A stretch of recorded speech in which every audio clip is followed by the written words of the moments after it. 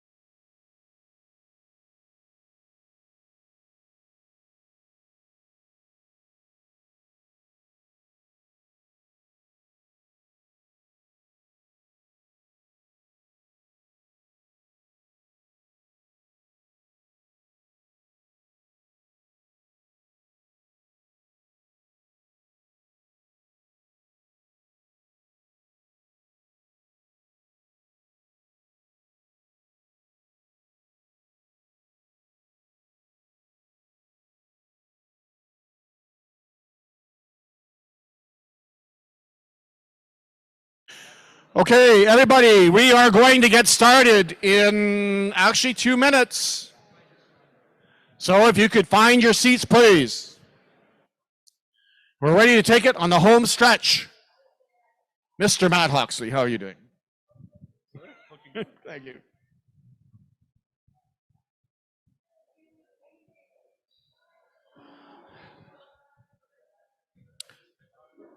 And this is not fake news. We really are starting at 5:30. You'll understand the significance of that comment in 2 minutes.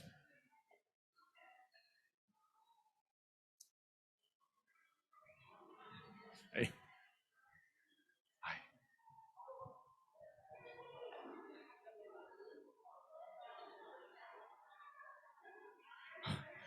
I'm here to round up people. And how are you enjoying the show today? Oh, it's lovely. Okay, is that what's screwing things up? Okay, if I face the speakers with the mic, like literally looking at the stage? Oh, sorry. That's that darn English language. Speakers or speakers? Human ones or? Anyway. Okay, 1 minute.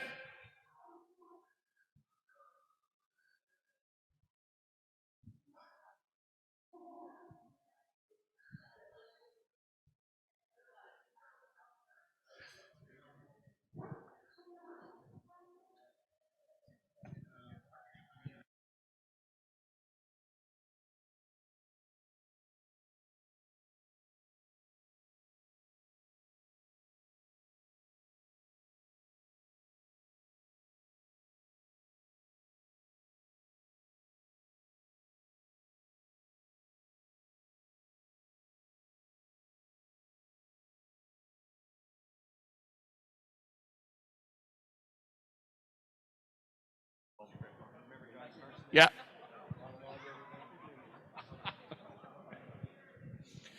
Okay.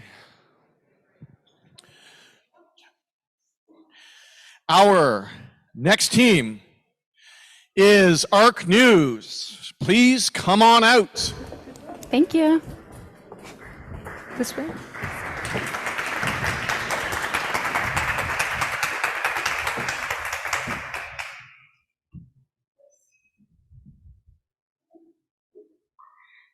Hi everyone, my name's Abby and I'm here with my co-founder Divya to tell you about our company, ARKE News. Have you ever been reading a news article and thought, is this the full picture? We found ourselves asking this question a lot, and for me this really hit home in the last US presidential election with the topic of election manipulation. This was a highly controversial topic that led to biased news coverage, mis- and disinformation, and everyone from my colleagues, friends and family, and journalists themselves operating with a different set of facts and very different interpretations of those facts. Collectively, we're also dealing with issues of oversaturation, filter bubbles on social media, and a growing societal mistrust of traditional news media. In fact, only 28% of North Americans say that they actually trust the news, yet 68% of us still consume news on a daily basis. This is a big issue and it's affecting a lot of us. So let's talk about an everyday news consumer like Luther Young. He's a working professional and reads news for about 30 to 60 minutes a day. His motivations around reading news are both personal, like connecting with his colleagues, friends, and family, and professional, like being aware of certain topics to advise his clients properly. Right now, he uses a range of solutions for his news consumption, like publication websites, news aggregation apps, and even newsletters. But none of these solutions actually fulfill his needs. He still spends a lot of time just trying to figure out what's relevant to him and what does he want to read.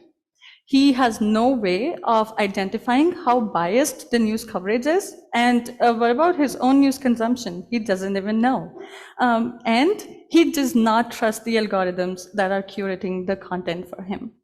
So we listened to all these problems and came up with a solution, which is a news aggregation platform that also provides news analysis. Now we are working on both web and mobile applications, and our applications are completely user-centric. Users can come and build their own custom feeds by following the topics that they want to read about.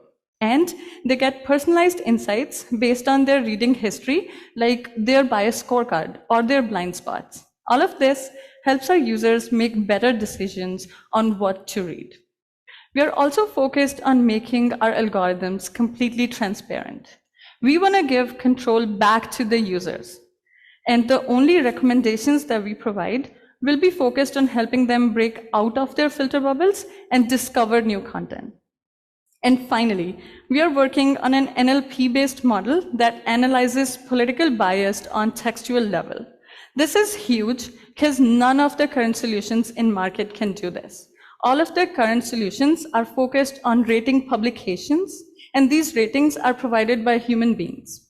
Our AI model not only will make our ratings more accurate, removes human bias from the process itself, it also does not limit us to just publications.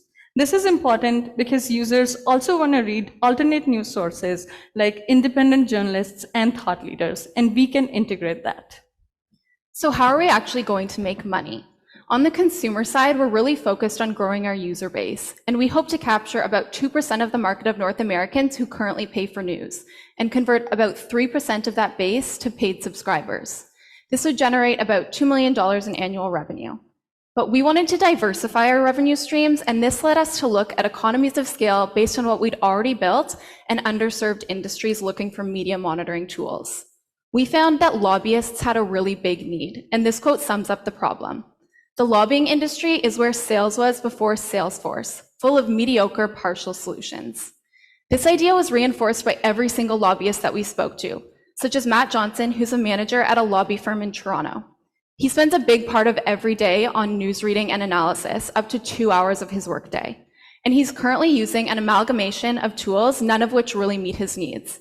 He's using his company's paid account, his own social feeds, newsletters, and government websites.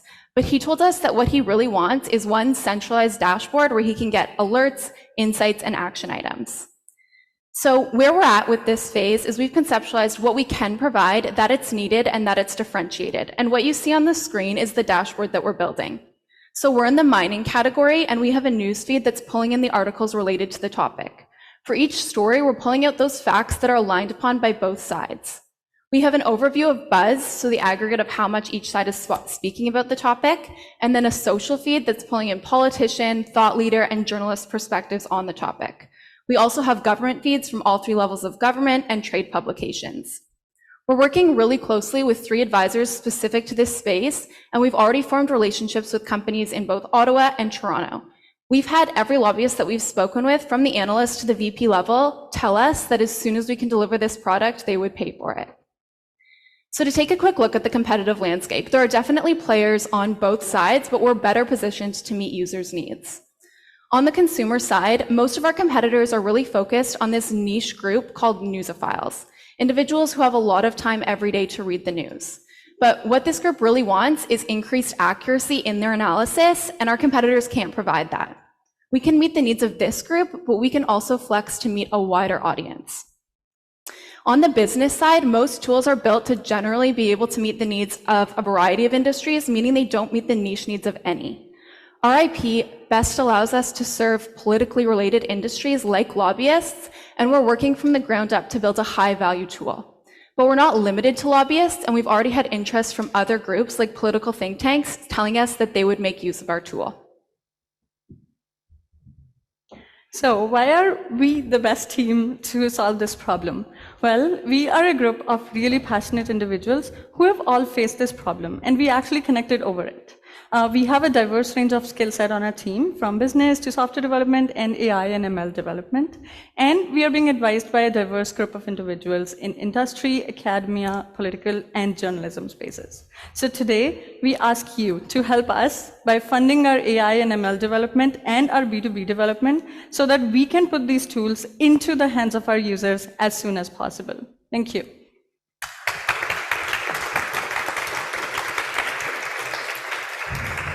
Thank you. Questions? Who'd like to go? Raj, would you like to go? Yes, interesting concept. And I the phrase that I picked up on was NLP to identify political bias. So how are you training your system? And if the system itself is being fed data that has biases built in, how are you extracting the bias?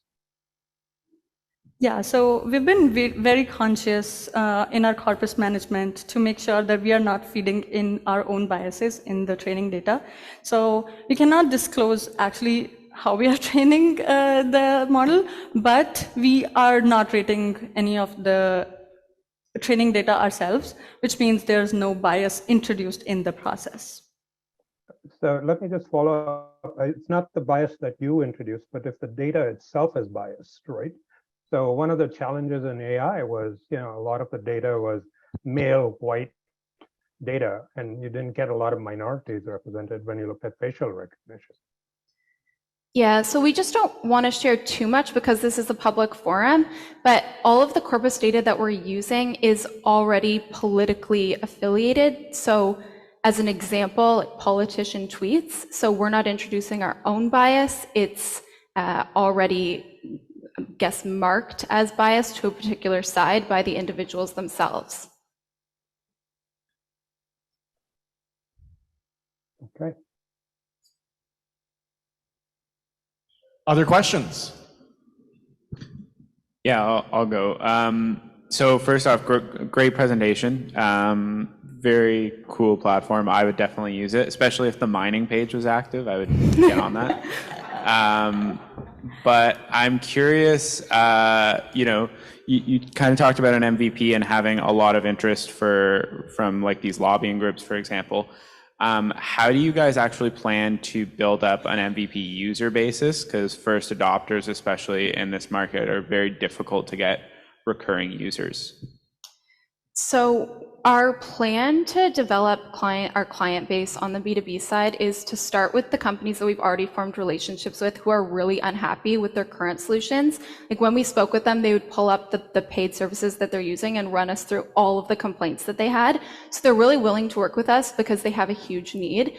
So we think that that will enable us to build a really solid product, and then from there scale to the rest of Canada in the lobbying industry, and then lobbying in the States, because the way our tool is built, we can operate in Canada and the States, and then from there to expand to other industries. And we've already had interest from groups like think tanks, caucus research groups, hedge funds, but we wanted to take the route of focusing on a really specific beachhead market to make sure that the tool was just really valuable. Great. I would also love to use this as soon as possible. So how far along are you with this? Obviously, you have a prototype from the sound of things that you've been able to show these businesses you have starting relationships with, at least. What does the next year look like in terms of your ask, like use of proceeds? What's your timeline to launch even like an alpha or beta that somebody like I could just start using it? Yeah, so on the D2C side, we have our initial versions of our apps already built with a smaller subset of publishers and third-party ratings. We are already working on our own AI model, which is the first version of which is in testing stage right now, should be ready to be integrated by end of the summer. We are also working on simultaneously, we are working on updating our current D2C apps to add more publications and add more topics. So that is also under development, and we hope to complete it in the next week or so. On the B2B side, the funding that we will get today will actually go into our B2B side development. So we hope to, with the funding we get today, our plan is to build over next 3 to 4 months so that we have our initial version in testing with our initial customers by next year, early next year. And then we would like to iterate and improve those and just expand our product, our offering, and our customer base. Thank you. Brian, please. Okay, thank you. I was just going to follow up on the same question about bias, because for me, a lot of the news apps I find that's the biggest problem I find in those, in that you read an article about Trump and the system starts thinking you like Trump and starts feeding you more of that type of content. And so what are you doing to ensure that the news is a little bit more balanced and there's less of that inherent bias that comes within the articles?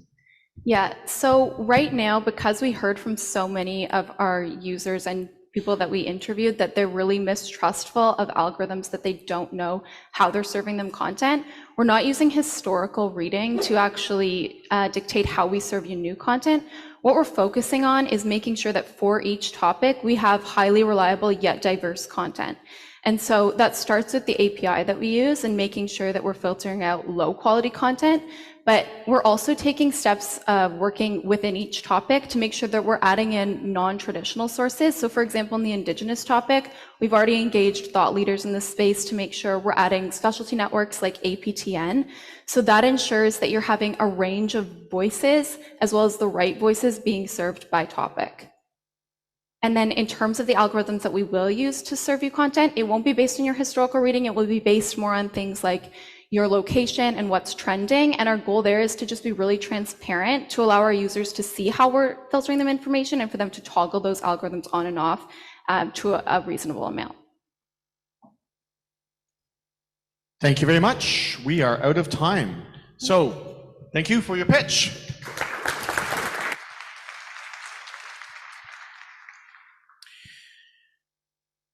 And up next is Lemore, which is a virtual. Is that, did I pronounce that correctly? I haven't got my reading glasses on. So we have a virtual pitch coming up next.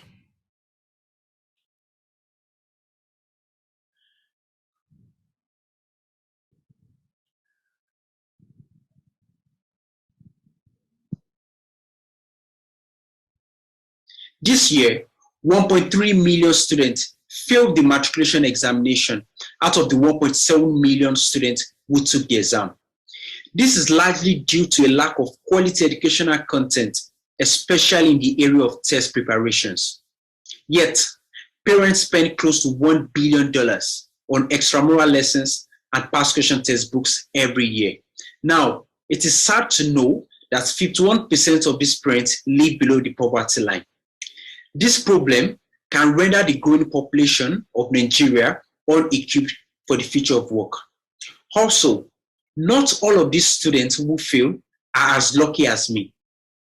Over 70% of the students who fail will never retake the exam again due to financial constraints.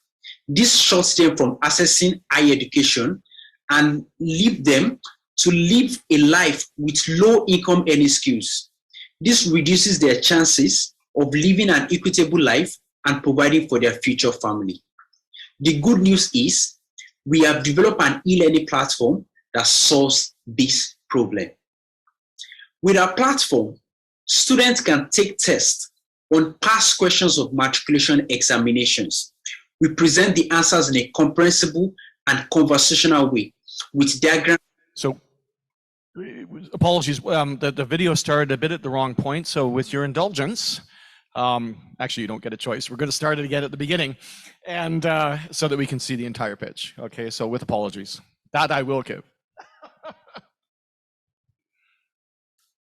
There we go. Thank you.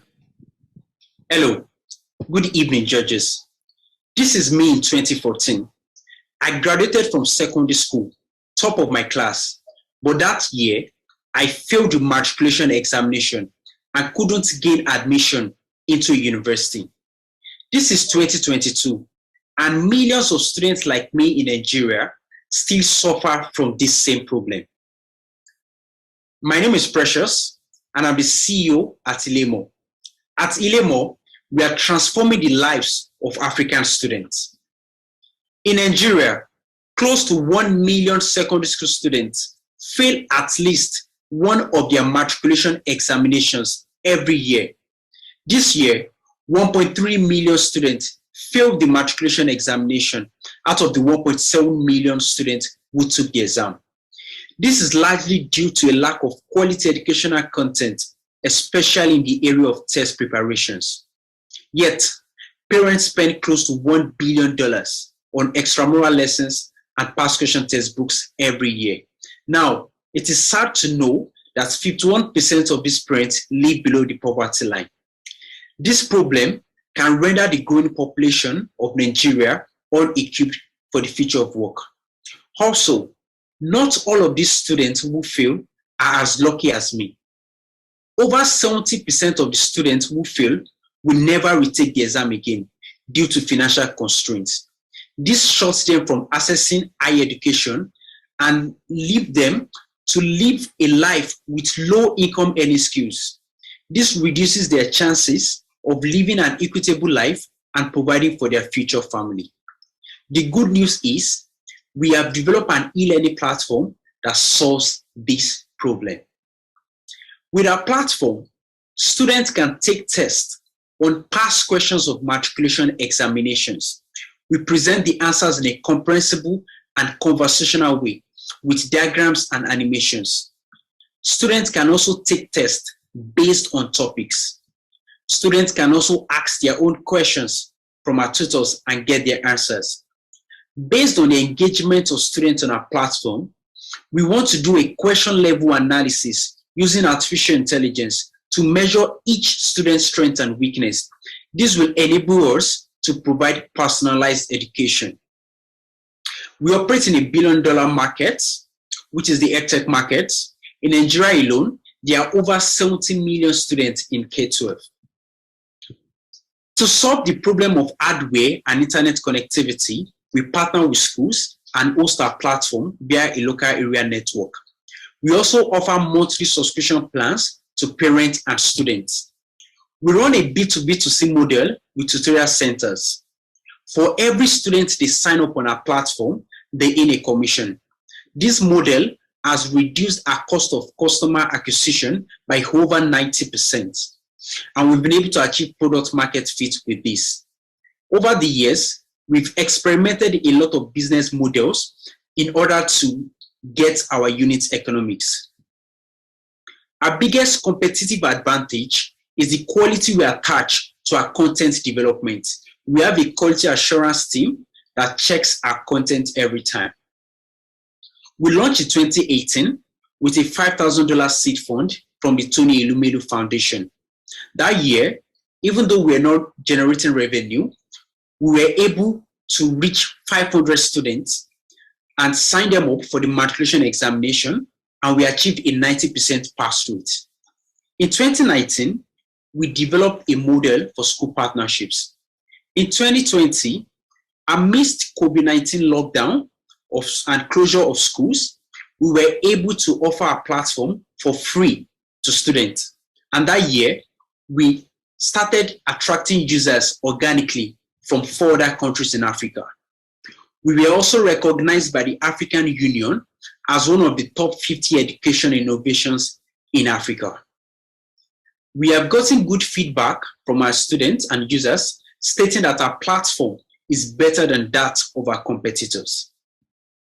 To date, we've reached over 2,500 users across 5 countries with a total revenue of $2,000. This year, we are focused on the B2B2C model because we've been able to achieve product market fit with the model. Our growth strategy is to gain an adoption over past question textbooks, achieve profitability so that we can provide learning analytics and video tutorials. This year, we want to partner with 1,000 tutorial centers so that we can reach 50,000 students. By 2024, we want to partner with 7,000 tutorial centers so that we can reach 350,000 students. I'm privileged to be doing this with a wonderful team. I'm a business developer. My co-founder is a senior software engineer, and our head of content development has 7 years experience in the education space. We are currently seeking $30,000 in funding. Currently, our scope of content development only caters for students in the science class. We currently need funding to hire subject facilitators who will develop content for students in other classes. We also need funding to hire business development personnel who will help us to reach 1,000 tutorial partners.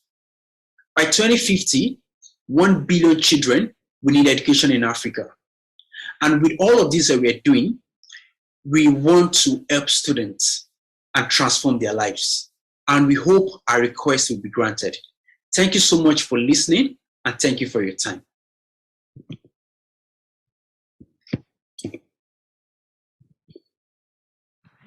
Thank you. And again, apologies for the start partway through. Thank you. Judges, questions? Hey, thank you so much, first off, for the presentation. Very cool idea and such a useful topic. Could you talk a bit about what users are like when they are using your platform versus school materials for learning? So is this an after school thing? Is it in partnership with different school programs? Is it in the summertime? Like, when are students actually using it? All right. Thank you so much for your question. I hope you can hear me clearly. Yes, we can. Yep. Okay, thank you. So our platform is useful throughout all the programs. So schools, most times, when they want to prepare their students for matriculation examinations, they make use of past question textbooks, which are mostly full of errors. So our platform is useful for the teachers. Our platform is also useful for summer programs. That is when students attend in-person tutorial centers. So that's why we are able to reach both the schools and both in-person tutorial centers. So our platform is very, very useful because when students want to prepare for matriculation examinations, they need to prepare with past questions. So our platform is useful both in school and even outside of school. Thank you. I hope I answered your question.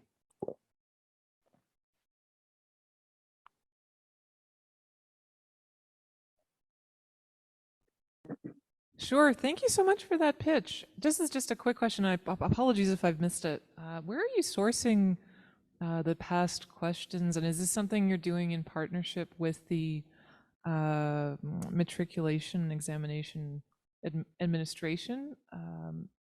Or is this something you're sourcing independently through some sort of network? So how does that work? Thank you so much for that. So currently the past questions are open source. So every year, as soon as the matriculation examinations are concluded, the examination bodies release these past questions out there for students in the coming years to practice. So they are open source and it's easy for us to source and get them. Thank you. Other questions? Raj, did you? Yep. Hi, this is Raj Melville. Great idea. I think there's a lot of potential.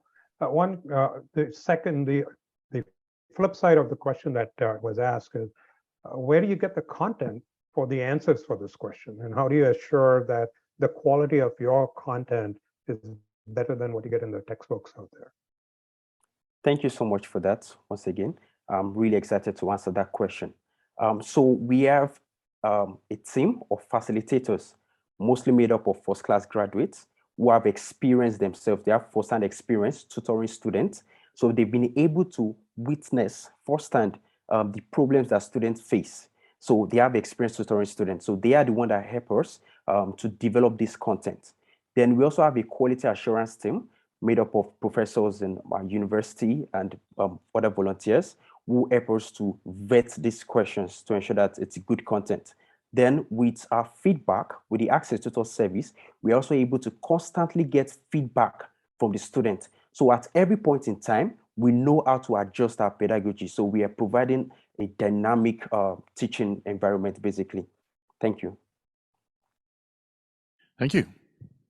Ben. Yeah, thanks for your compelling presentation. I want to hear a bit more about your moat. You know, the test prep and tutoring industrial complex is enormous around the world. And I presume some fractal of that exists in your market space. If you're sourcing your materials from open sources, how are you, what's your plan for defending against folks who would like to replicate and supplant what you're doing?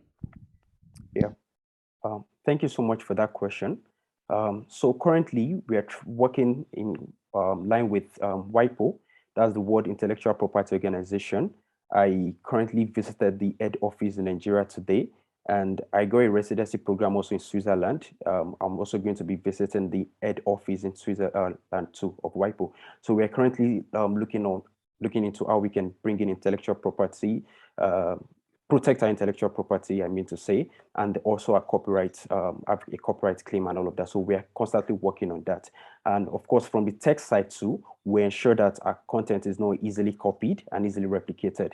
So we're working on the tech side to protect our content, and also want to work from the IP end. Thank you. Thank you. Brian? Yes, thank you so much for the presentation. I was just looking at the numbers that you put up, and you said from about 2018 to date, you've generated, you've worked with last year you worked with about 1,000 students, and you've generated about $2,000 in revenue. But you also mentioned that you're aiming to get to 150,000 revenue. I just wanted to understand how you're going to sort of generate that additional revenue that you're going to have from where you currently are. All right, thank you so much for that question. So I mentioned that over the years, we've been able to experiment a lot of business models. So what we are currently focusing on right now is the B2B2C model. So with the B2B2C model, majorly entails partnering with in-person tutorial centers. So it's very easy. We've discovered that the cost of acquiring these tutorial centers is very, very low. And that's because we are giving them two value propositions. One, we are providing their students with quality content. And then we also give them a commission. So that way, we are giving them the opportunity to earn in the past question textbook market. And the traditional past question textbook market do about $32 million in sales every year. So we're giving them an opportunity to earn in that market and also giving them their students good content. So we really want to scale that model and work with that B2B2C model in order to reach more students in the immediate and make so much impact while we are still working on other business models. So that B2B2C model will really drive our revenue growth, it will drive our user growth, and it's also drive our impact. Thank you. Thank you very much, Alyssa.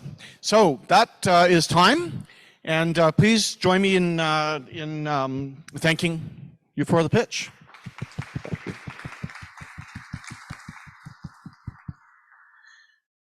Up next, we have Investa, which will be live, and here they are.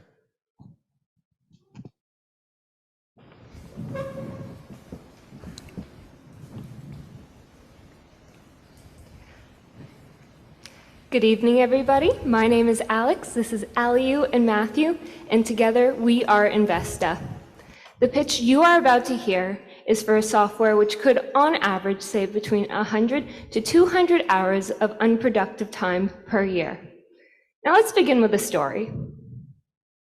Hamilton is a venture capitalist, and when he decides it's time to take a look at his investments, he needs to spend hours upon hours scouring through different financials, as well as reaching out to startup founders. Now, as an investor, Hamilton's time could be better spent. He could be out there looking for new leads and in turn supporting small businesses, which would help stimulate the Canadian economy. Now, let's take a look at the flip side. Anne is a startup founder. When it comes to running her company, she has about 1,001 things she should be doing on a daily basis. She doesn't necessarily have time to be going back and forth with investors discussing her financials.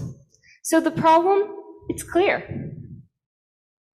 It is currently difficult to monitor and provide relevant financial data for both investor and startup founder. So our solution, let's make it easier for investors to monitor their current investments. In fact, let's take it a step further.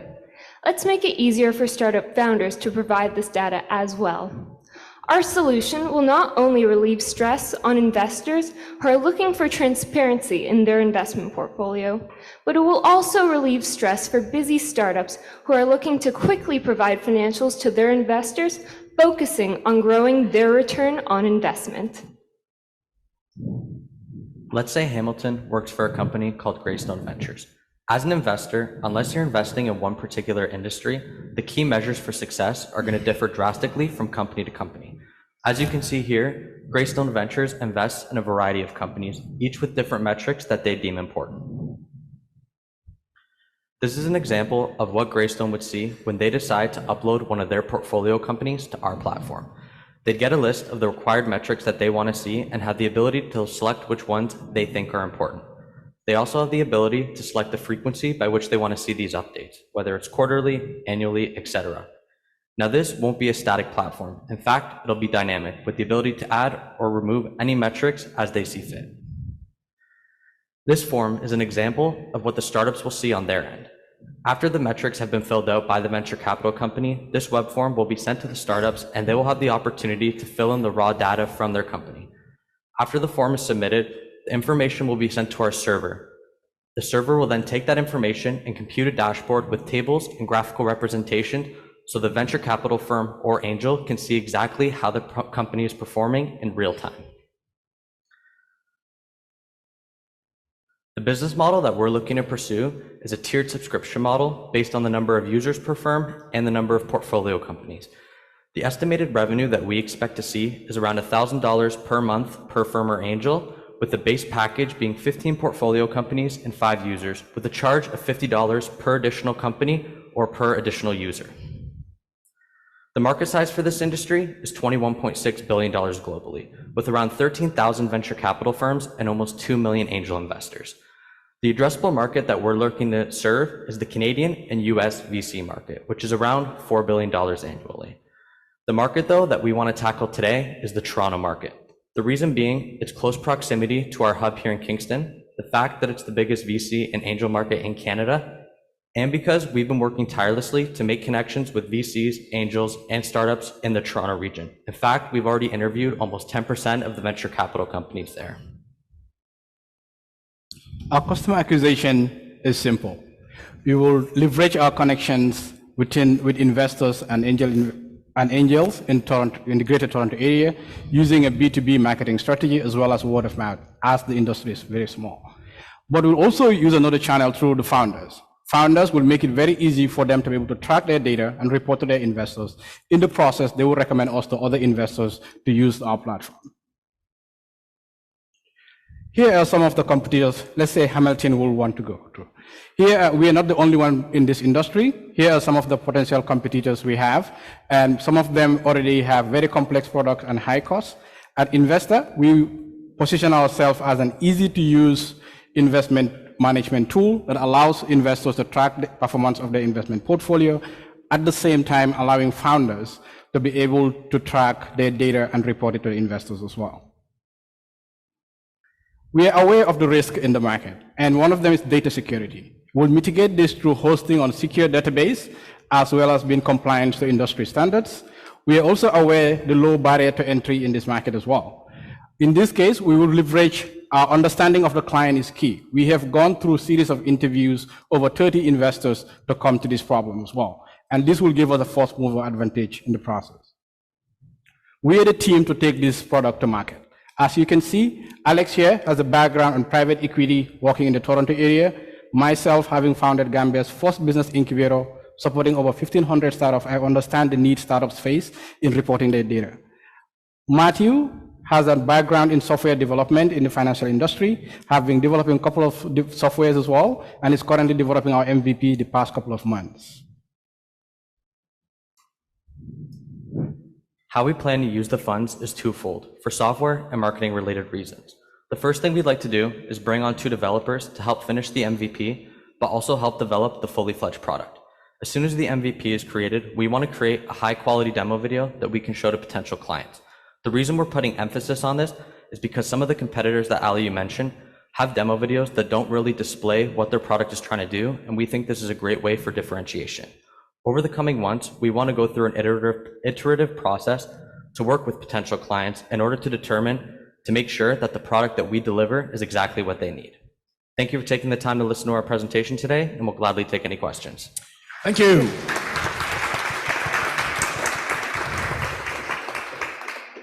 Questions? Matt, would you like to go? Yes, please.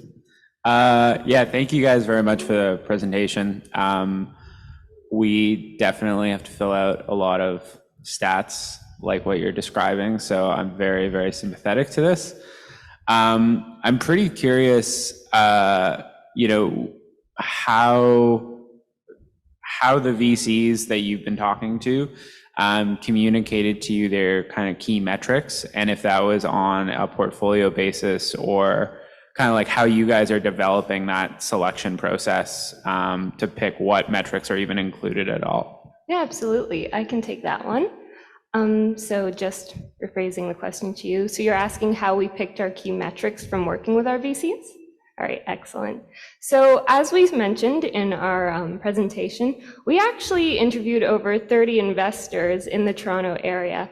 And so through speaking with them, we decided we wanted to narrow down our target market to B2B SaaS specifically.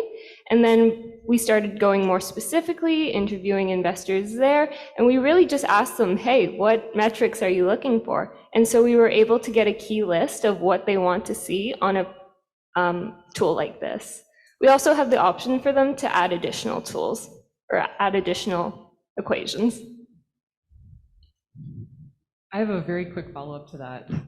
Transparency regarding these metrics for the founders that are involved. Is this something where the investors and the founders are both seeing the outputted analysis? Or is it something where the inputs are simply provided by the founders and then really those outputs are only seen by investors? How does that work in terms of who has access to what, given that I'm assuming the investors are using it? Yeah, Matthew, did you want to? Yeah, sure. So the plan right now is that the founders and the investors will be able to see the information. In terms of the transparency and accuracy of the data, what we plan to do in the MVP and final product is have some sort of acknowledgement box at the bottom that says, I certify that this is the true, accurate to the truest of my abilities. And hopefully if the company has a CFA or an accountant on file, they can list what their designation is for some sort of accountability. Right, but in terms of the outcome of those metrics and how the performance gets rated, does the founder see that as well as the investor? By rated, do you mean like the graphical representations in the table of the calculations? Yes, they would be able to see it as well.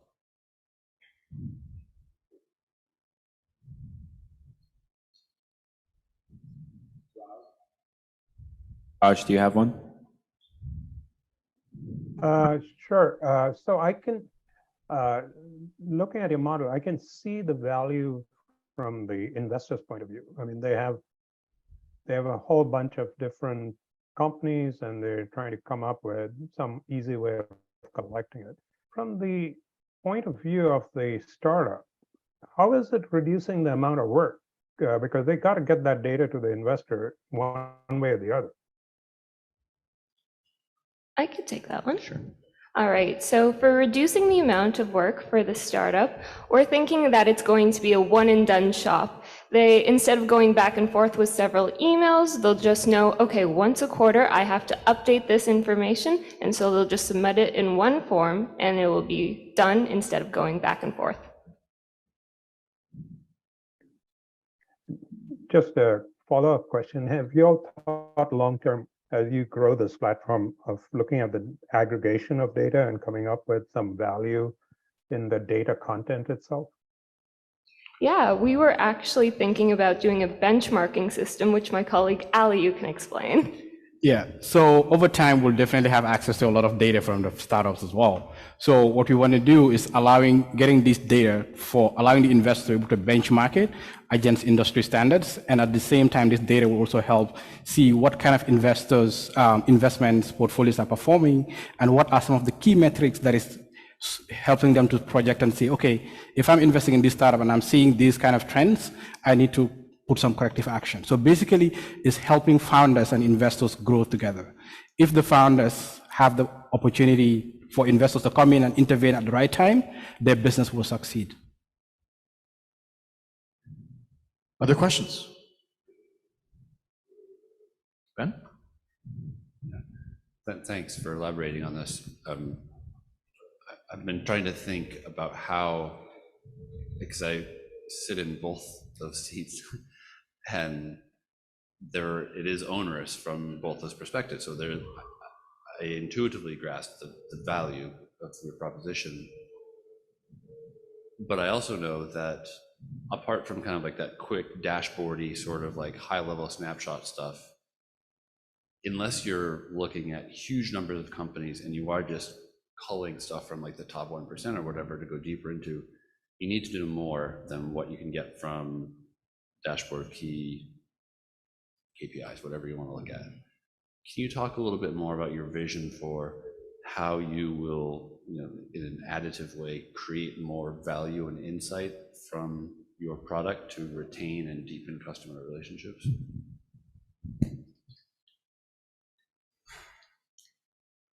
So actually our original plan was to develop a due diligence tool.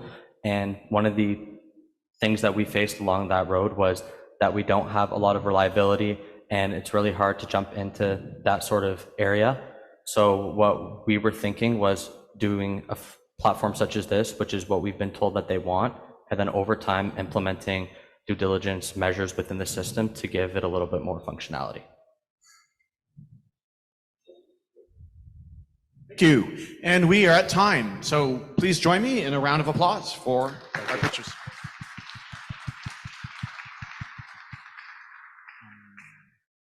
Take it around back, actually. Thanks. Okay, the next pitch is coming from DMB Translation Services, and it's a virtual pitch. So we'll tee it up momentarily. Here it is. Hello everyone, I am Baiga Joan Emily, a co-founder at DMB Translation Services Limited, and I'd like for you to meet my friend Bukenya Eric. Eric is pursuing a diploma in civil engineering. He is 20 years old and deaf. Now, although he attends a school where all his teachers deliver speech lessons, he cannot afford to pay $100 monthly for an interpreter. For Eric, this means that he does not get the first-hand explanations of his lessons offered in class, and outside school, he finds it difficult to access essential services like healthcare, attend events like workshops and conferences, and communicate with his hearing peers. There are about 800,000 people in Uganda today with hearing impairments who lack access to affordable, convenient, and portable sign language interpretation services. This limits their access to information, to essential services, and interactions with their hearing peers. Our solution to this is a sign language translation mobile and web application that translates sign language to text and speech, and vice versa, all in real time. It also includes an API that can be integrated in other digital communication platforms like YouTube and Zoom. In a classroom environment, for example, here is how our application works. When the teacher speaks, the application immediately captures the audio using the microphone of the device on which it is installed. It promptly translates this speech using our inbuilt AI model and displays the sign language to the student using an animated character. If the student needs to communicate with their teacher, they sign into the device camera, the app captures the signs and immediately translates them into an audio for the teacher to listen. So with our application, the user gets full-time access to sign language interpretation services at a low cost, and this affords them access to information, to essential services, and easy communication with their peers. There are about 40 million people with hearing impairments in Africa that can benefit from our solution. The serviceable obtainable market comprises of the 1 million Ugandans with hearing impairments and is valued at an approximate of $22 million annually. However, for the start, we shall focus on our beachhead market, which comprises of the 10,000 deaf students in higher institutions of learning, just like Eric. Our main competitors are the human interpreters and live transcription methods. But these do not meet all the criteria for a convenient and affordable sign language interpretation service like our application does. We plan to generate revenue by asking our users to pay a monthly subscription fee to the application of only 13.5 US dollars. This is less than a quarter of the current cost of hiring an interpreter, and yet it leaves us with a profit margin of between 30 and 40%. Our main expenditures go to direct labor, internet connectivity, computing resources, and data and platform hosting services. We plan to reach our users through our strategic partners and using the word of mouth, running ads on social media and mainstream media platforms. Our main distribution channels are the web browsers, Google Play Store, and the App Store from where the users can download and access the application. We also plan to leverage the competitive and bundle pricing strategies as a way of attracting and maintaining our customers. So our product is lightweight in terms of memory and storage consumption. It is easy to use and reliable. All these are strategies to give our users the best experience so that they keep purchasing more. We plan to officially launch our product 18 months from now and anticipate to break even after 2 years in the marketplace. This will be after reaching about 1,200 subscriptions and generating about 16,000 US dollars in revenue. Since February 2021, we have raised 6,000 US dollars in seed funding, which we have used to develop and test our first prototype that translates the alphanumeric characters from sign language to text and speech, and vice versa, all in real time. We've also established partnerships with the Julia Lule Foundation for the Deaf, Uganda School for the Deaf in Tinda, and the Uganda National Association of the Deaf. We're currently working on our second prototype, which is a more accurate iteration of the first one. My team comprises of a business and systems analyst, a machine learning and AI engineer, a user interface and experience designer, and we're mentored by Dr. Katumba Andrew and Dr. Rehema Baguma, both lecturers and researchers at Makerere University. We need 27,000 US dollars to execute our next milestones. These include collecting the full Ugandan Sign Language dataset, piloting the application with deaf students in higher institutions of learning, just like Eric, and finally, refining the application and launching it to the market. We are DMB Translation Services Limited. We innovate for inclusion. Thank you.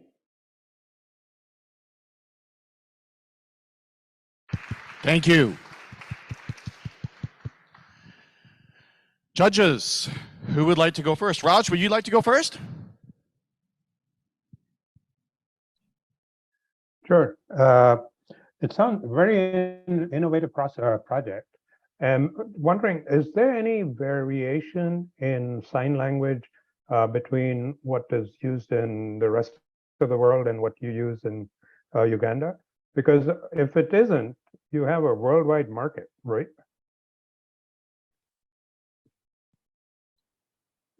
Okay, I'll take that. Thank you very much. So yes, there is a variation between what is used in Uganda and other countries.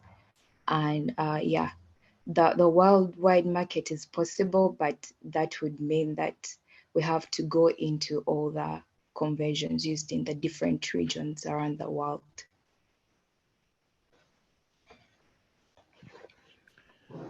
Matt, would you like to go? Yeah, thank you very much for the presentation.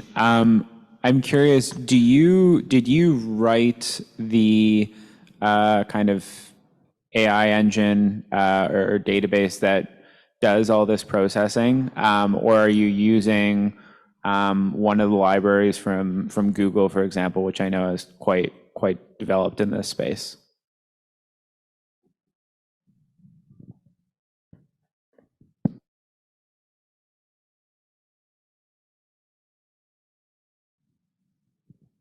Did the question come through? Okay. Or is your microphone's muted? Maybe. Yeah. Yeah, your microphone might be muted actually. Oh, your microphone is actually muted. Yeah, there we go. Thank you. Hello, I've unmuted. Yes, we can hear you now. Yeah, we can hear you. Okay.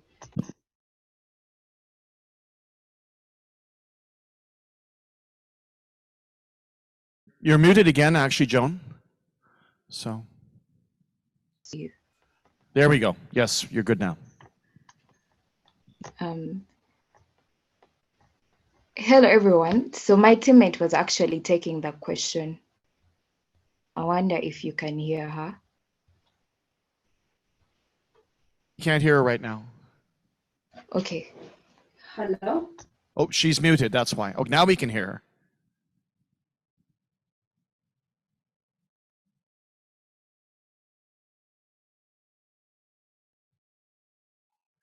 Okay. Oh, unmute. There we go. Good? But we can't hear her. Okay.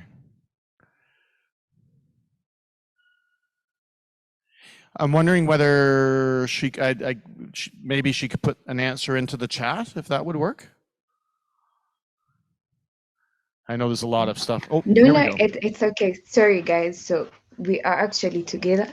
Just come here. Excellent. Yeah. Hello. Hi. Is this clearer now? Perfect. Thank you. It's good. Okay, so I was saying that there are a lot of variation of the AI models, but we cannot use that, and we are developing from scratch because the Ugandan Sign Language is quite different. That's why we have opted to develop ours, and then we also require to collect that data afresh. So the existing ones cannot work for us because they cannot be used by the Ugandan market. Thank you. Thank you. Other questions? Brian, did you have a question? Thank you. Well, this is really quite exciting. So how many other countries use a similar language for sign language within Uganda, well, within the region that use a similar language to Uganda? Or is it Uganda completely unique from everybody else? Okay, so basically there are basics in the language. There are like certain words and phrases that do not vary, but when you talk about the Ugandan Sign Language, that is completely a different conversion from what is used, for example, in Kenya, in Tanzania, in Rwanda and Burundi. That's for the East African case. However, the similarities are there, and they can be from anywhere between 40% and above in the similarities in the conventions of the languages. Thank you. Ben. Yeah, it's so cool. What I'm gathering from what you've said is that basically because of the differences between Ugandan Sign Language and ASL and other ones, that you have this kind of cultural moat around the technology that you want to bring, because the wider world does not have applicable data sets, training sets, whatever. So within the Ugandan context, then if that's kind of like not only your beachhead, but perhaps your largest market, can you talk a little bit about the distinction in your mind between like the consumer customers and like media or business customers, and which one of those you want to sort of go towards first, and a little bit about the distinctions that you see between the two?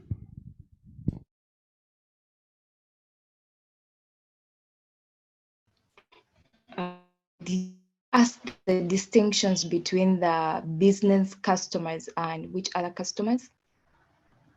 Yes, the consumers.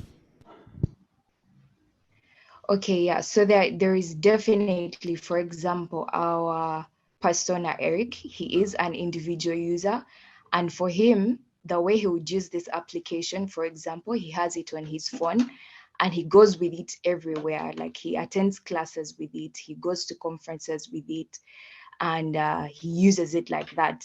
We also had actually interactions with, for example, TV stations, because they also are currently required to have interpreters on set for particular programs, and their usage would be in a studio setting whereby they use the application to interpret the content that they are broadcasting. And then we also have a conference like this one that we are hosting in case there is a deaf participant and they would really love to know what we are talking about, then they would be able to benefit from it that way, and the usage would also look a bit different. However, the core really remains the same. It just varies in when the person needs it, and yeah. Thank you. Any last questions? I think, Ben, did you have one more? Brian, you good? I just want to say that I really enjoyed the subtle touch of the format of your prepared presentation, like how we could see your hands moving and we could see you, and you weren't just kind of like a head on a video. That really kind of gave almost this simulacra of kind of like the sign language experience for me as a viewer, and I appreciated that. Yes, well done. Thank you very much. Thank you. Let's have a round of applause, please.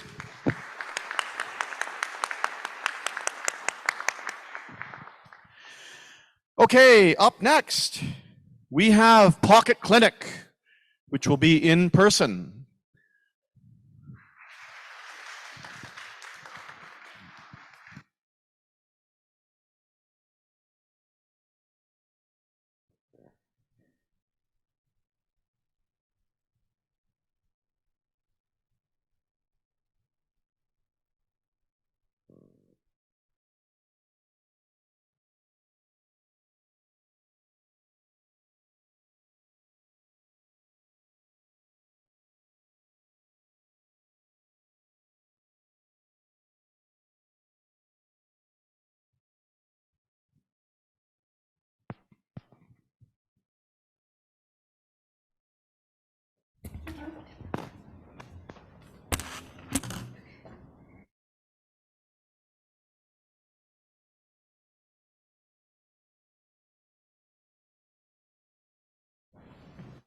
Now?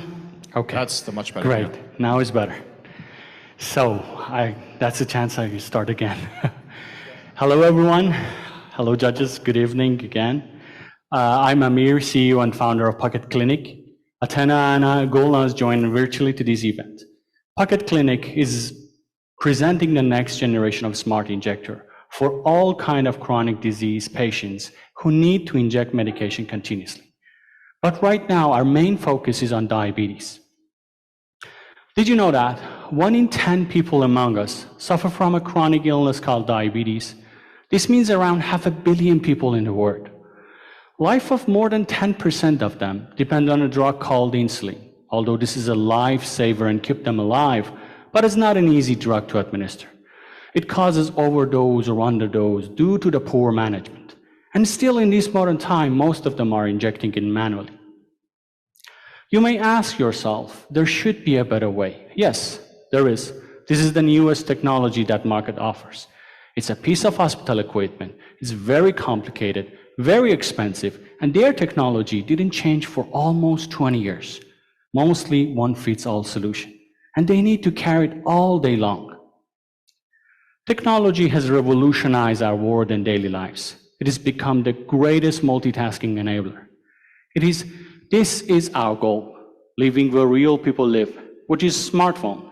This is the most impactful human-machine interface ever developed in history. This is Maria. She's an insulin-dependent diabetes since she was 5. For most of her life, she tried to hide her disease and avoid injecting insulin in public or even among her friends. With this, she won't be overwhelmed because with the push of a button on her smartphone, she can control the amount of injections. She doesn't need to carry lots of stuff or worried about the swimming or taking a shower. Our solution is barely recognizable under the clothes, so she won't feel limited on fashion choices. These won't cost too much compared to her multi-daily injections. Also, AI algorithms provide her personalized treatment while she can easily share her status with family members and caregivers.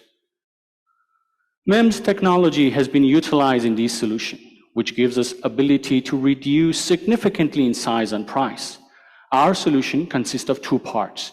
Main part, the green one, which durable, rechargeable, secure, and reliable. The second part is cartridge with various capacities from 1 milliliter to 5 milliliter. We use microneedle to minimize pain and improve patient compliance. Also single button press for insertion, make it easy to use. This is Maria's friend, Sally. They met each other through our app where they can share their challenges and treatments.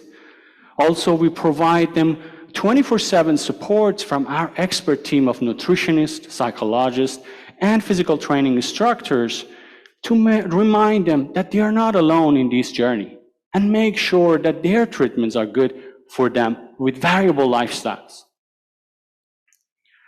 Market research shows that more than 75% of insulin-dependent diabetes still don't have access to new technologies due to the high cost of the treatment.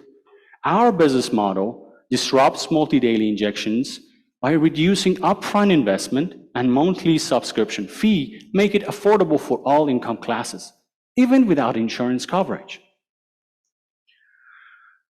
Besides being easy to use, pain-free with multiple applications, we are differentiating ourselves on two main dimensions, accessibility and price, which makes us unique in this field. The global market for insulin delivery devices valued $35 billion by 2026, and in North America specifically reached to $18 billion, and we are targeting 1% of a global market. Our team is divided in sectors of engineering, medicine, and management. And our engineering team has various backgrounds in biomedical, electronic, and mechanical engineering, with more than 10 years experience in this field. And our medical team has more than 14 years experience in type 1 diabetes. That makes us expert in our market. Let me apologize for not going step by step on a timeline. We need to do some benchtop tests and go through a regulatory, but we are very comfortable to launch our product in 2025. Normally in our investment pitch, we ask for $2 million investment to bring this to the market. But this, however, in order to accomplish our goal, this seed money is really important for us at this moment. This legitimately helps us to finalize MVP, initiate our first batch, and implement QMS in our company and get ready for a regulatory process. And at the end, diabetes don't choose their disease. Don't they deserve to choose their treatment? Thank you very much. I'm happy to answer your question. Thank you. Questions?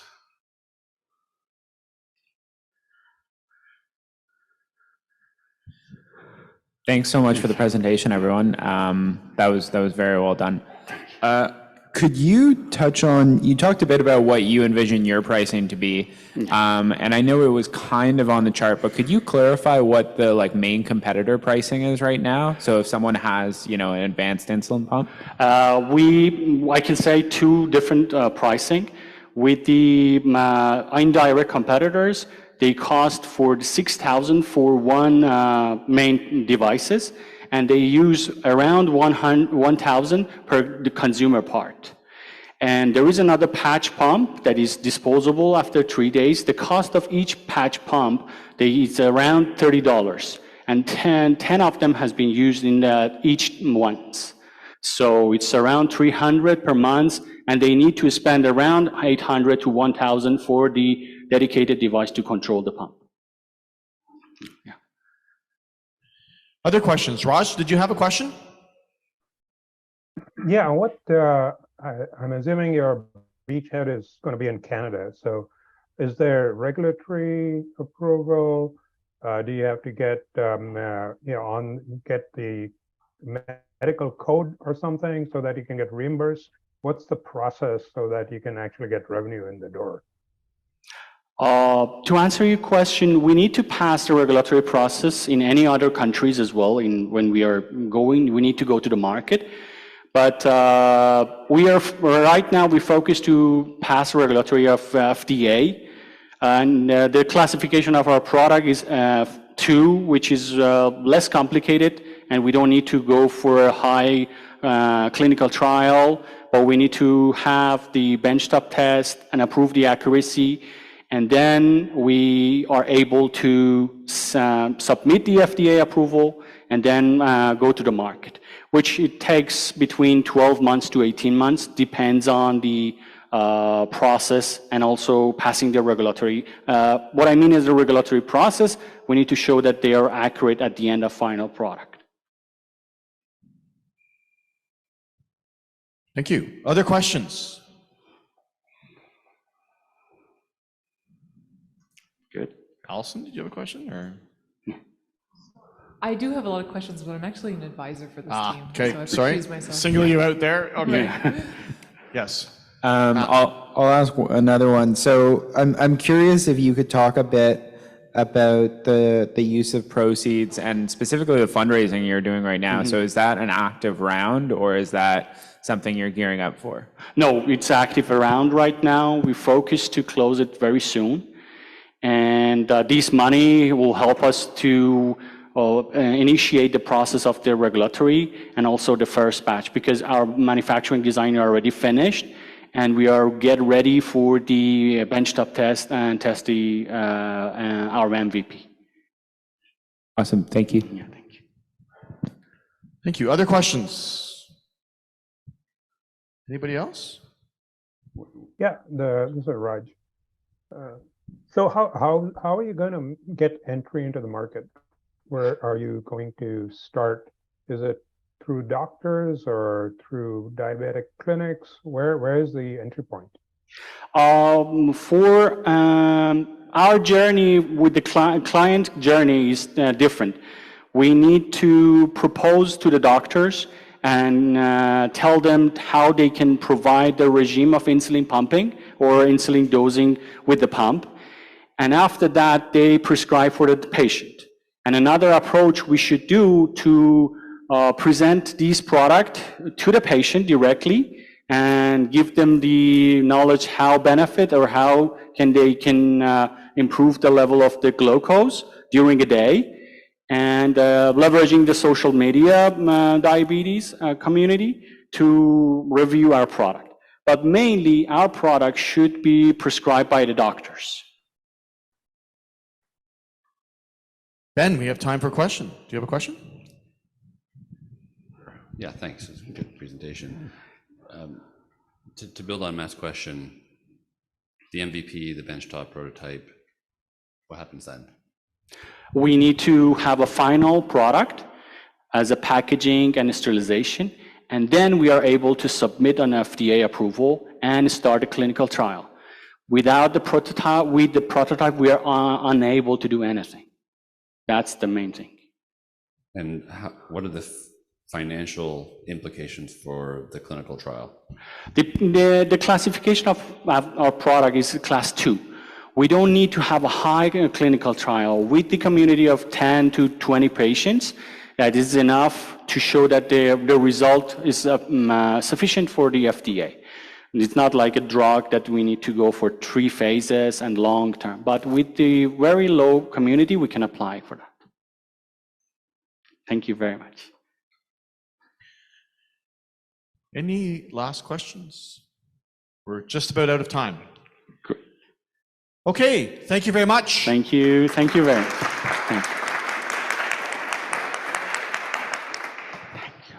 Our second last pitch is a virtual one. It's Towie Health, and we will tee it up in just a sec.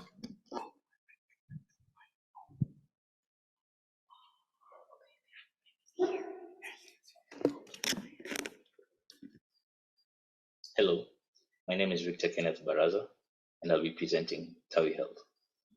Did you know every year 41 million people die from heart attack, stroke, cancer, diabetes, and chronic respiratory diseases?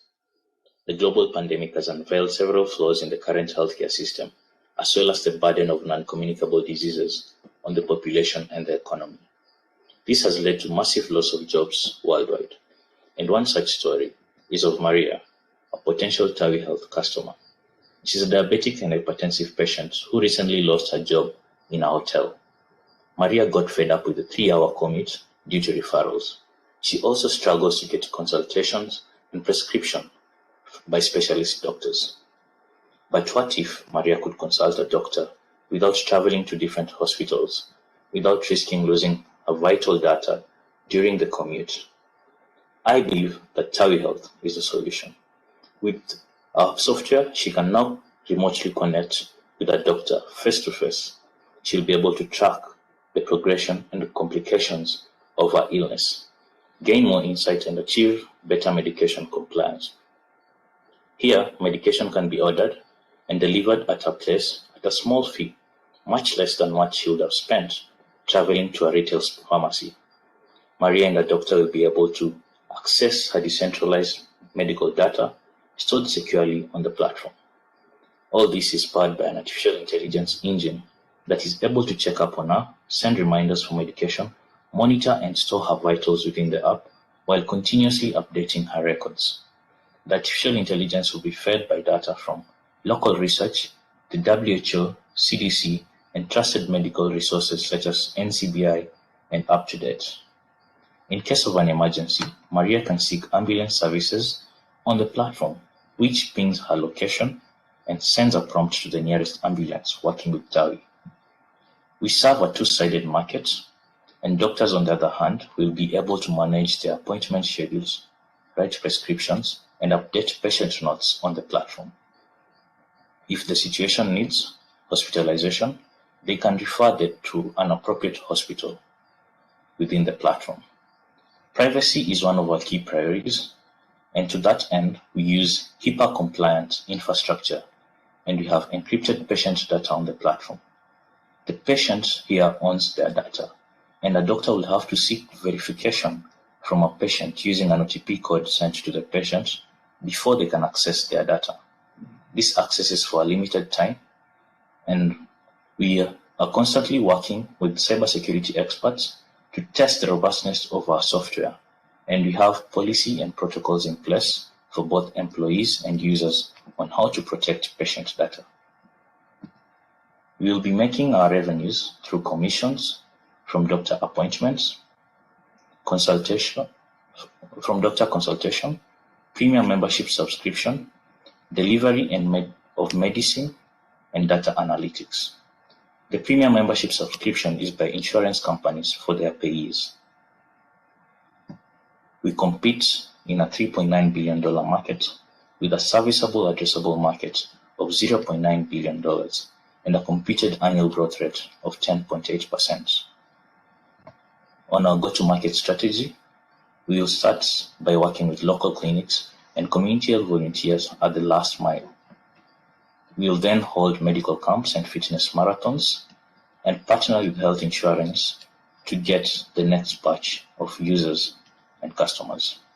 Finally, since medicine is a high-touch field, we'll use social media and online strategy at the end to gain customers online. We are better than our competitors, as shown on the graph, based on our users' key priorities, that is, time to seek care and interoperability. Our unique value proposition being USSD services for feature phones, emergency pinging feature for rapid healthcare response, and a multidisciplinary approach to chronic illnesses that goes beyond a single doctor. Towie will help achieve universal health coverage, including financial risk protection and access to quality essential healthcare services for all. It will create jobs for doctors, community health volunteers, researchers, pharmacists, nutritionists, and others indirectly. It will increase jobs in the field of bioinformatics for youth, and Towie will help achieve higher levels of economic productivity through diversification of funds from health expenditure, technological upgrading, and innovation. This will substantially reduce the proportion of youth not in employment working as community health volunteers. Onto attraction, we have progressed through various stages within the DDQICSI training.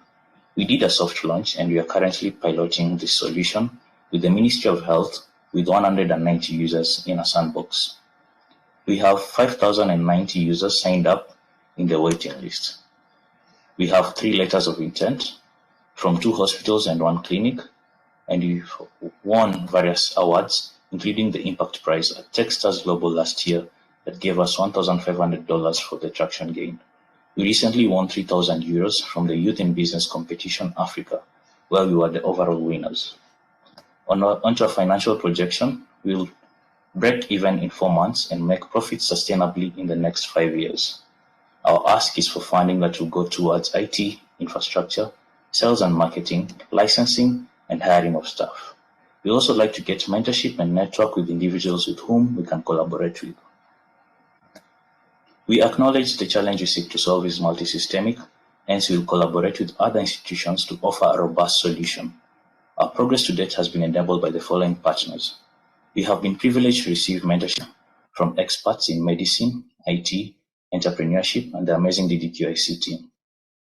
Our team is a multidisciplinary team with a cumulative experience of 28 years in medicine, software engineering, human-centered design, and communication. And we'd like you to join this team to create happier and healthier lives for Maria and everyone else like her. Thank you.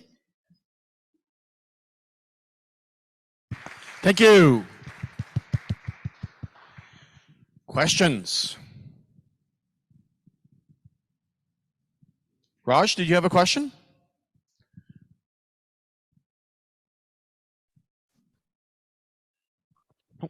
There he is. No.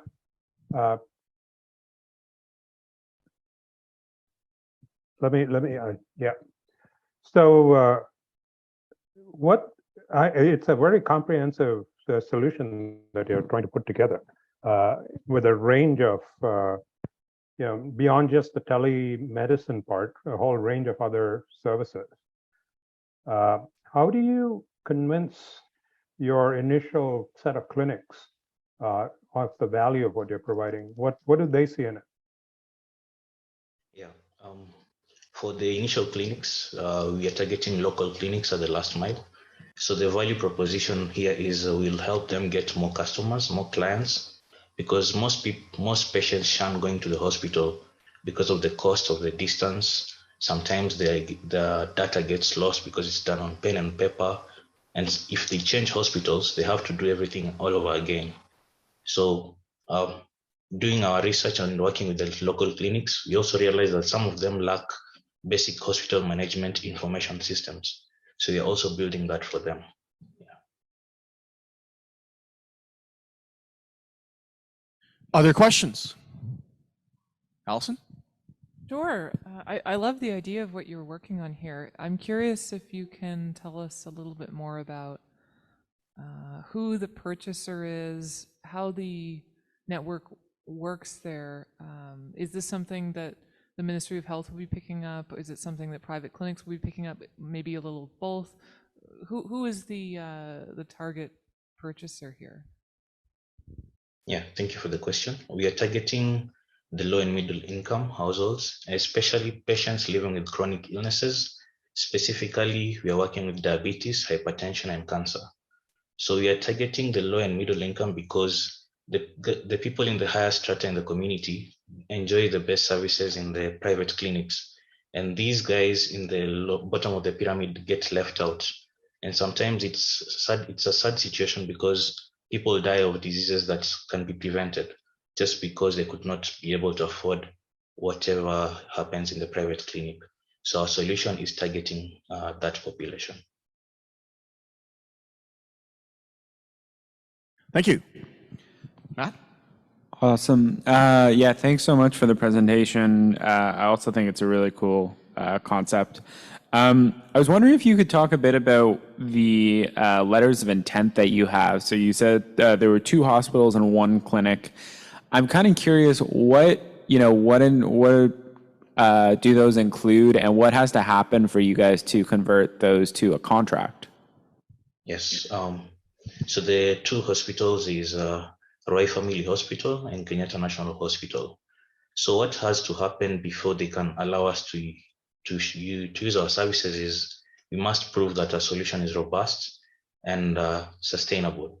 So that's why we are working, testing it out, piloting before we can release it, because healthcare is a sensitive sector, and there is the data privacy and also patient privacy. All those things and the regulations around it have to be adhered before they can work on a new solution, or a new solution that has been made up. Yeah.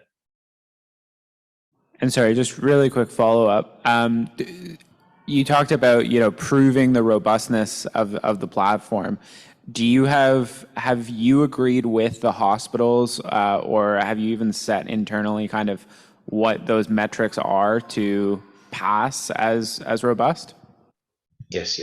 The solution should be able to scale, first of all, because right now we are working at a low scale because we didn't have enough funds to buy enough technological infrastructure. So the solution has to scale and it has to be secure. So that was the minimum irreducible minimums before they can take it up. Thank you very much.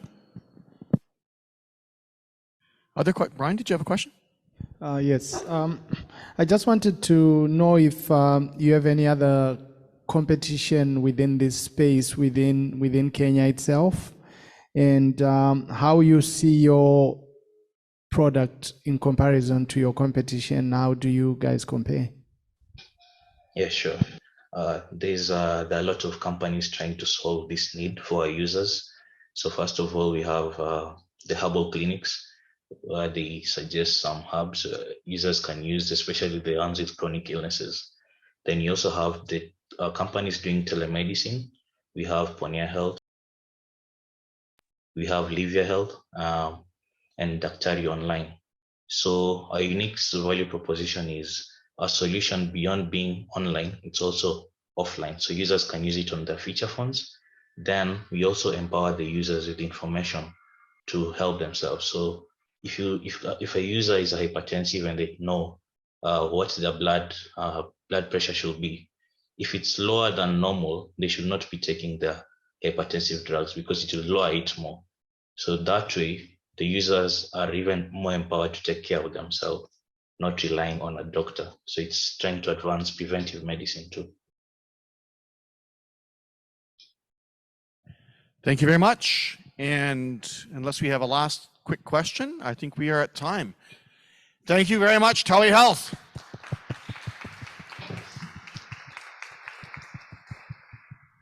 Are you ready? The last pitch of the day is Armistice Biotherapeutics. Andrew, please come.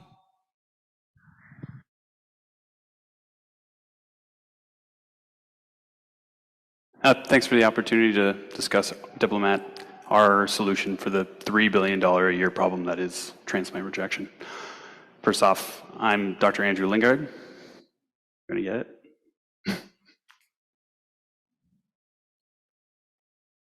There it is. Yeah, I'm Dr. Andrew Lingard. I'm CEO and founder of Armistice. I'm also chief resident physician here in the Department of Pathology and Molecular Medicine at Queen's University. I'm an alumnus of the CIHR Drug Development Training Program at McGill University, and I'm also a current trainee of Accelerate Canada, which is the agency rolling out cell therapy across the nation. Our scientific advisor in this program is Dr. Donna Wall, professor at University of Toronto, cell therapy section head at Sick Kids Hospital, and director of the Translational Transplant and Cell Therapy Laboratory. Armistice is a Mars portfolio company, and our Mars advisor is Dr. Richard Bizzato. He's extensive industry experience as an executive for several pharmaceutical companies. He's also the co-founder of the Advanced Regenerative Medicine and Tissue Engineering Consortium.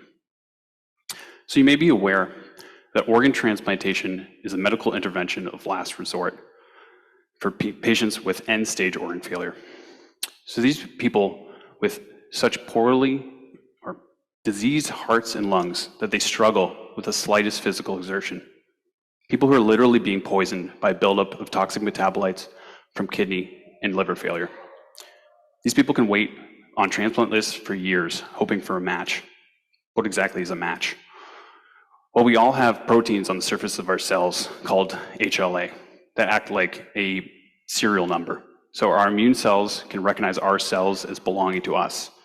When someone's a match, it means that enough of their HLA or digits in their serial number are the same as ours. However, even slight mismatches will eventually be identified and our immune system will attack. For this reason, we need immunosuppressive drugs, which have serious side effects like life-threatening infections and cancers. And these drugs don't always work. For the four most commonly transplanted organs, heart, kidney, liver, and lung, first-year rejections range from 8 to 12%. And these numbers balloon in an organ-specific fashion at 5 years, with 22% of kidneys being rejected and half of lungs being rejected, usually with deadly consequences. Rejection has a significant financial impact as well, considering that the upfront cost for transplant ranges from $450 to $1.3 million. There's a cumulative loss of $1.6 billion in the first year alone from rejection. And taking into account later re-rejections, this number increases to $3 billion a year. What if we could use our body's natural way of stopping our immune systems from attacking our own organs to stop transplant rejection? What might that look like? Well, we could introduce mismatched HLA prior to transplant to teach our immune systems that these are not a threat. And that's what we're doing with Diplomat. To explain how, I have to introduce the concept of programmed cell death. So every day in the human body, over 50 billion cells undergo normal turnover through a process called programmed cell death. To stop our immune system thinking that these cells are dying from an attack, they have a powerfully immunosuppressive molecule called phosphoserine. We shorten that to PS just to save a couple syllables. When our immune system's macrophages are clearing out these dying cells, PS says to them, yes, the cell is dying, but PS, there is no threat here. To have complete control over this powerfully immunosuppressive protein, we've modified living cells to appear dead by having a coat of phosphoserine. Our Diplomat cells also express donor HLA, and by combining PS with HLA, we believe we can drive transplant-specific immunosuppression. And by extension, reducing transplant rejection, the need for toxic immunosuppressive drugs, and also transplant wait lists and hospitalizations from complications of organ failure and rejection. What exactly is Diplomat? I'm not going to walk you through this over-engineered acronym, but as I said before, they're live cells that look dead. We plan on producing a comprehensive library of Diplomat cells, each expressing a different HLA, so that a patient can receive a transplant from any patient, regardless of mismatch, simply by receiving an infusion of Diplomat cells carrying those mismatched HLA prior to transplant. So here's some proof of concept data we generated. We took macrophages and our Diplomat cells, and when we co-cultured them, macrophages engulfed the Diplomat cells, secreting high levels of IL-10, an immunosuppressive protein, similarly as if they were engulfing true dialing cells. Now, there's a lot of work to be done, but on the other side, the road to commercialization is fairly straightforward. Considering all transplants in Canada and the US are conducted at only 300 transplant centers, with 50 of those conducting nearly a third of transplants. So that's our target for the first billion. We're also planning to out-license Diplomat for inflammatory conditions like sepsis and autoimmune disorders to companies who focus on those disorders. So in discussion with our advisors and potential funders, we've identified 2 studies that, if successful, would represent a massive value inflection point for Diplomat. The QCPU, which is a contract research organization here at Queen's, has quoted us 1 month and just over $10,000 for each of these studies. So for that reason, we're asking for $25,000 to help us realize the full potential of Diplomat and hopefully leverage Health Canada's world-leading human proof of concept regulatory pathway for cell therapies, produce our comprehensive library, and scale production. So I'm interested in anyone who would like to talk to me about making the Diplomat the future of immunosuppression. Thank you very much.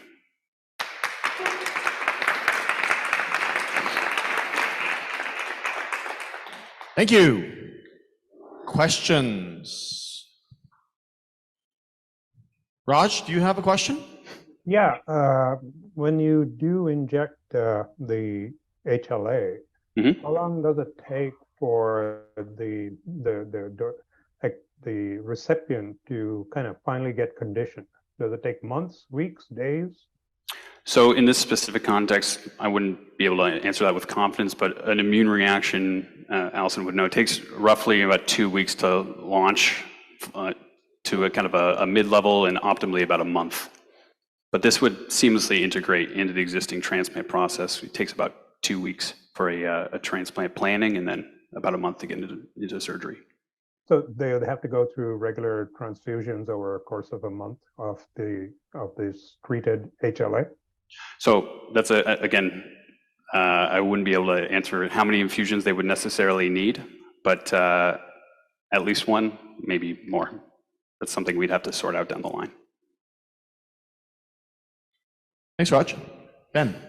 Great presentation. Thank you, Doctor. Thanks. What do you know about the side effects of Diplomat? You held up some scary data points about, cancers and death from immunosuppression in the technology and the process we currently have. What happens when Diplomat gets inside somebody? Yeah, so I mean, these cells would be engulfed by macrophages and turned over through the normal process. And so if phosphoserine is able to drive immunosuppression to those contents of that cell, then there shouldn't be really any change to the body except for priming it to recognize the MHC or HLA.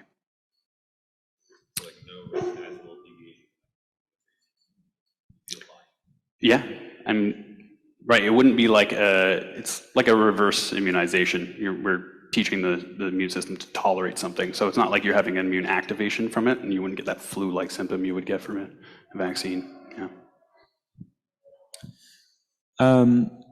I'm a bit curious, and I know it's early on, but I'm a bit curious if you have any estimates at this point in terms of the cost model of this relative to normal transplants, like how much it adds on, and where that cost is going to sit. Mm-hmm. Yeah, so you may have heard cell therapies are incredibly expensive. That's kind of the news, usually what's in the literature. But so this would be an off-the-shelf kind of model, since we would have that library of cells ready to go for whichever HLA is mismatched. And so it would really be much more scalable than the existing cell therapies, where you have to take the person's immune cells, modify them, and then reintroduce them. This is taking cells and just simply we get the data about what mismatch there is, and we send them those cells. So the cost would depend basically on the shipping costs, and that would depend on how many libraries would we be able to have kind of across the country or 2 countries. Thank you. Other questions? Brian, do you have a question, or Ben, another one? Raj, you go. Yeah, I have a follow-up. Just thought. I guess some of the transplants you have that lead time, but others you don't, right? So I'm assuming you're going to be selective about which kinds of transplants you have that 4-week lead time. So, I mean, we're focusing on solid transplants, but really this would be generalizable for all transplants, because all transplants are kind of based on that mismatch kind of paradigm. So the only thing we wouldn't be able to use at this point is for bone marrow transplants, like a liquid transplant. Well, I'm assuming the organ is available just whenever the donor has expired, right? So you then wait 4 weeks before you transplant?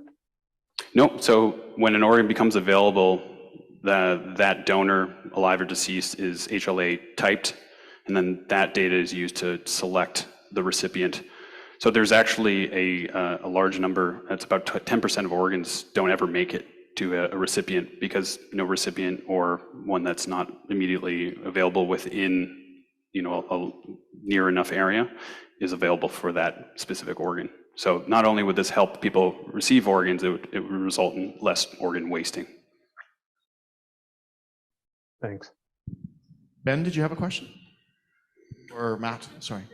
Yeah, I'm not sure how complicated a question this is, so, but how much of the building of the library essentially is going to be from data sets that are actually collected with physical samples versus something you can build in a computer model?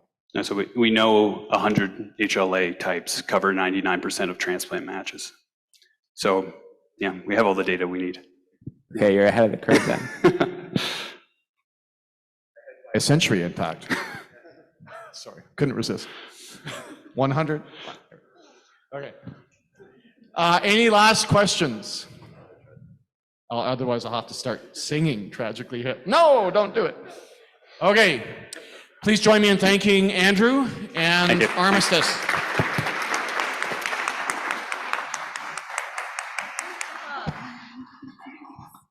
And that brings us to the end of the pitches. And some of us are going to get to hang out at the reception in the atrium, which will be set up soon. Some of us have more work to do, the judges. Okay. But first, please join me in a round of applause for all of the pitchers. And I think the judges have a hard job.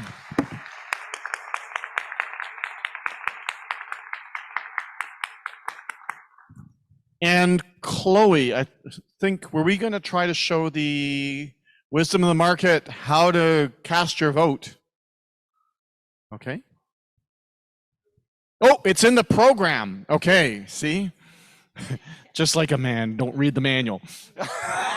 Sorry. Pardon? Okay, Old Farm is rolling the food up. Now, judges are going, where are the judges going? 106G. Oh, Greg is going to take them there. Good. Okay, and I'd like to thank Sophia for timekeeping and keeping us on track. Thank you. Okay. I don't know. Are we going to the event commons or is it? It said atrium, but. Chloe, are we going to the event commons or are we going to the atrium? Is the reception in the event commons or the atrium? Ah, that's why we can't see the food. You need to go to the event commons to find the reception food. All right, Mark's on it.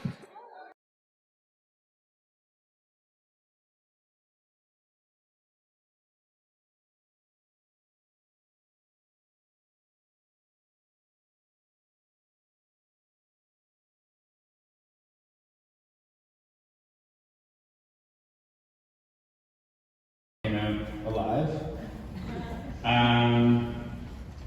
So we're gonna go. There's a number of prizes. So should we do a hold for applause or? Sure. Yeah. Okay. Short hold for applause. Yeah. So starting off, first prize of $5,000 for ARKE.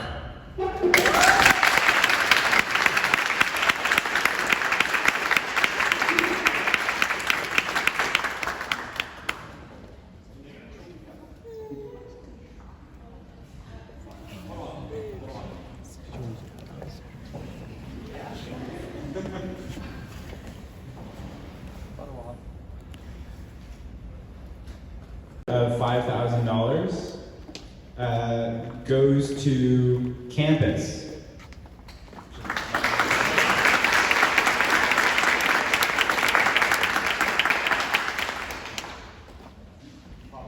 Congratulations. The next prize of also $5,000 will go to Canva.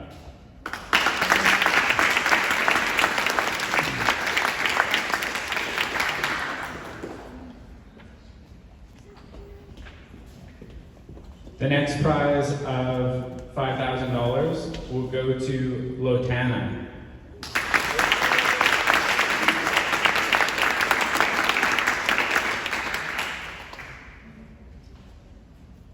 Okay, and now we're upping to the 10K prizes. So the first one to Armistice.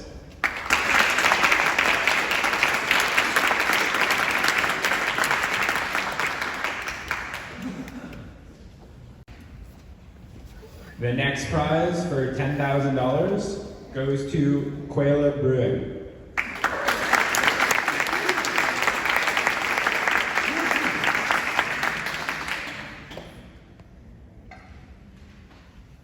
Okay, and now we have the $15,000 prizes.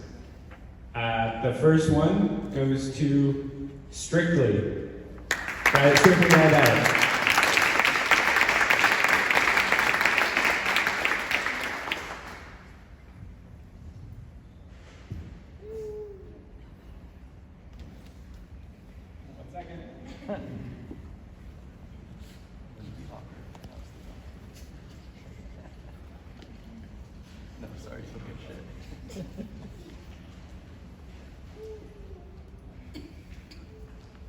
The next prize of $15,000 goes to DMB Translation. And finally, the grand prize and first place winner for $30,000 goes to Cool. There's the main prize, which is the 10,000 in-kind prize. And then there's the 5 hours of consulting for 3 prizes. And so the 3 prizes for 5 hours of consulting would be Canva Soap,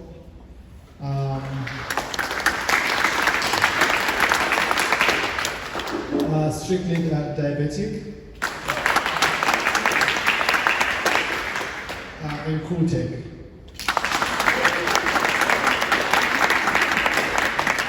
Is DMB Translation Services.